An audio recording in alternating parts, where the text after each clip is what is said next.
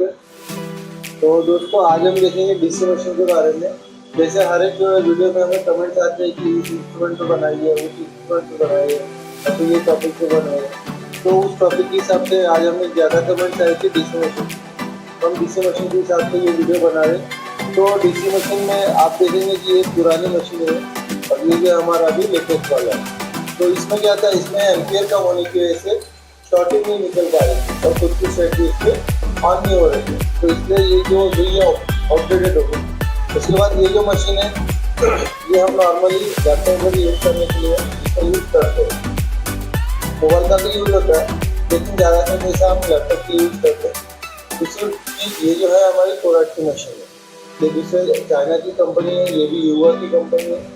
ये हमारी कोराट की है, ये लेटेस्ट में सभी चल रही है। मतलब इसका जो दाम भी कम है प्लस इसका जो है वो भी हमारे मोबाइल में हो जाता है। दूसरी बात इसमें जो है चैनल्स दिए हुए हैं, मेमोरी चैनल दिए हुए हैं, जिसकी वजह से हम जो भी हमारे वोल्टेजेस है उसको हम सेव करके रख सकते हैं, ताकि हमें जब भी कोई वोल्टेज की जरूरत हो तो मैन्युअली सेट ना करना पड़े। ये जो है ये मशीन मैनुअली है, तो मैनुअली में थोड़ा प्रॉब्लम ज़्यादा करता है, इधर घुमाते हुए उसको मिला और एक्यूरेसी भी बहुत कम थी। अभी हमारे पास जो है वो एनालॉग से डिजिटल में आ गए। तो डिजिटल में जैसा है कि जितना हमें वोल्टेज चाहिए वो वोल्टेज हम यहाँ पे सेट करके रख सकते हैं। जब हमको जो वोल्टेज चाहिए बस बटन दबा के हमको वोल्टेज मिल जाएगा। तो इसमें जो है डीसी मशीन में डिजिटल होने की वजह से बहुत सी चीज़ें डिफरेंट है। ये एनालॉग थी, ये डिजिटल है। तो डिजिटल में देख सकते हैं आप, यहाँ पे चैनल दिए हुए, यहाँ पे लिखा है मेमोरी। तो मेमोरी मतलब क्या है कि हम जो सेट इसमें करके रखेंगे, जो वोल्टेज इसमें सेट करके रखेंगे वो सेट हो जाएंगे। ठीक है, यहाँ पे देखिए M1, M2, M3 और M4 ऐसे 4 चैनल्स दिए हुए हैं। तो चारों चैनल जो है तुम्हारे वोल्टेज के हिसाब से दिए हुए हैं कि आपको कौन सा वोल्टेज रखना है। आप कहीं पे भी कोई भी वोल्टेज सेट कर सकते हैं। अब यहाँ पे तो 4 दिए हुए हैं, लेकिन यहाँ पे देख सकते हैं M1, M2, M3, M4 और M5। मतलब यहाँ पे 5 तक के चैनल दिए हुए हैं। अब ये जो 5वां जो चैनल होता है तो उसके लिए हमको क्या करना होता है कि M4 पे ले जाके इसको एडजस्ट करना होता है बटन से। तो हम M5 पे छोड़ करते हैं। ये बहुत कम टेक्नीशियन लोगों को मालूम है कि M5 कैसे हम इसको सेट कर सकते हैं, क्योंकि नए नए बंदे होते हैं तो उनकी वजह से उनको ज़्यादा प्रॉपर उसका नॉलेज नहीं होता है। तो बहुत से लोगों ने कमेंट में ये भी पूछा था कि सर M5 में कैसे सिलेक्ट करते, तो वो हम आज बताने वाले हैं। तो देखिए यहाँ पे M4 में जाके इसको फिर रोटेट कर देना है, तो आप M5 पे चले जाएंगे। अब M5 पे देख सकते हैं हमने कितना 23 वोल्ट सेट किया हुआ है और 3 एम्पियर। अब वो किस लिए सेट किया हुआ हम आगे देखें। तो स्टार्टिंग कर रहे हैं हम M1 पे। M1 में हमको क्या है, जो भी वोल्टेज सेट करना है, नॉर्मली हम रखते हैं 4 वोल्ट 3 एम्पियर। ठीक है, 4.3 वोल्ट और 3 एम्पियर हम रखते हैं। क्यों? क्योंकि ऐसा होता है कि हम जब भी मोबाइल चेक करते हैं तो किसी मोबाइल में 2 एम्पियर लेता है, किसी में 1 एम्पियर लेता है, और नॉर्मली हम देखेंगे तो आईफोन में हमको 3 एम्पियर तक के करंट रखना जरूरी होता है, तो वो रिस्टार्ट की कंडीशन में जाता है।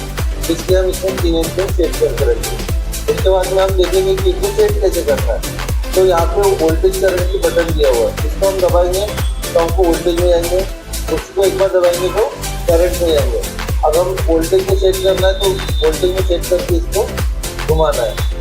देख सकते हैं आप ये रोटेटिंग स्विच है, इसको जब आप घुमाएंगे इतना सेट होगा। हमारी मशीन जो है 30 वोल्ट 5 एम्पियर की मशीन है, तो इसलिए हम यहाँ पे 30 वोल्ट तक ही सेट कर सकते हैं। उसके बाद देखिए हमने यहाँ पे सेट किया हुआ है 4। अगर से हमको यहाँ पे सिलेक्ट करना है तो ये एरो की बटन से हमको इधर लेके आना पड़ेगा, फिर हम उसको सेट कर सकते।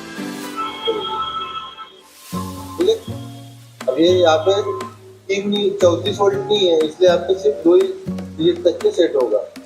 ठीक है, तो अभी हम इसको 0 कर दें।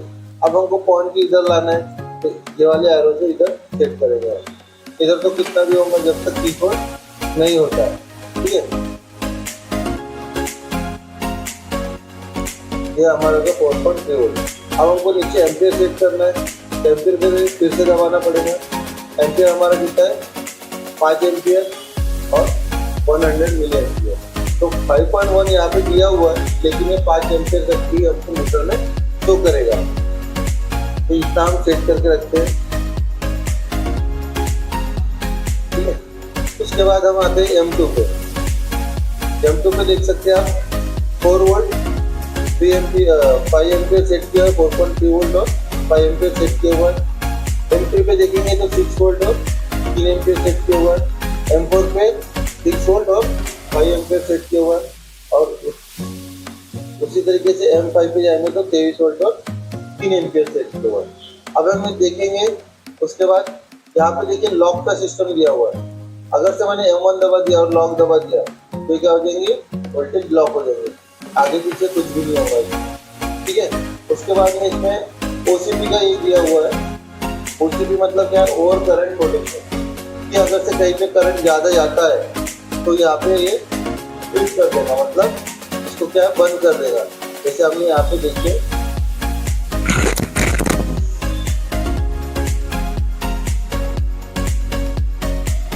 ऑन कर दिए। ऑन करने के बाद में देख सकते हैं क्या हो रहा है, शॉर्ट हो रहा है, मतलब इसमें क्या है, करंट आगे जा रहा है। वही क्या करते हमने इसको दबा दिए, कट ऑफ हो गया, ये नहीं जा रहा है। ठीक है, देख सकते हैं आप, देखिए मैंने OCP को दे रखा।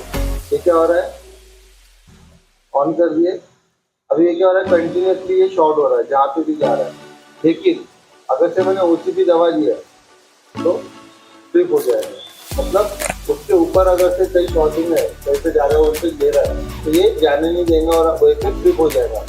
उसके बाद OVP पे देखिए,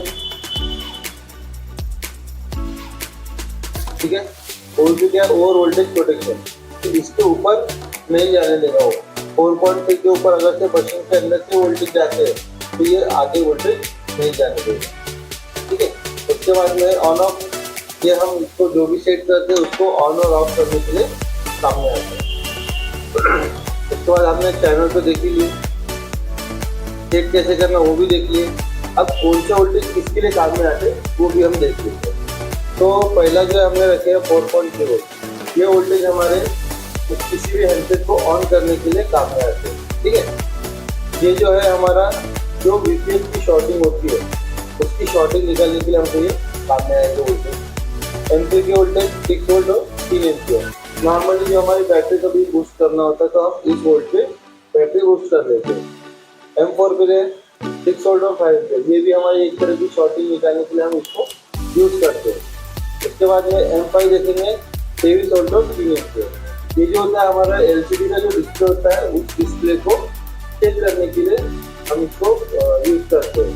अब वो किस तरीके से चेक किया जाता है वो हम अगले वीडियो में बताने वाले हैं। तो ये जो है LCD की LED को चेक करने के लिए हम इसका यूज करते हैं। तो उसी तरीके से ये तुम्हारा DC मशीन का पूरा होगा जानकारी थी। तो आपको ये जानकारी कैसी लगी तो फिर कमेंट करके बताइएगा।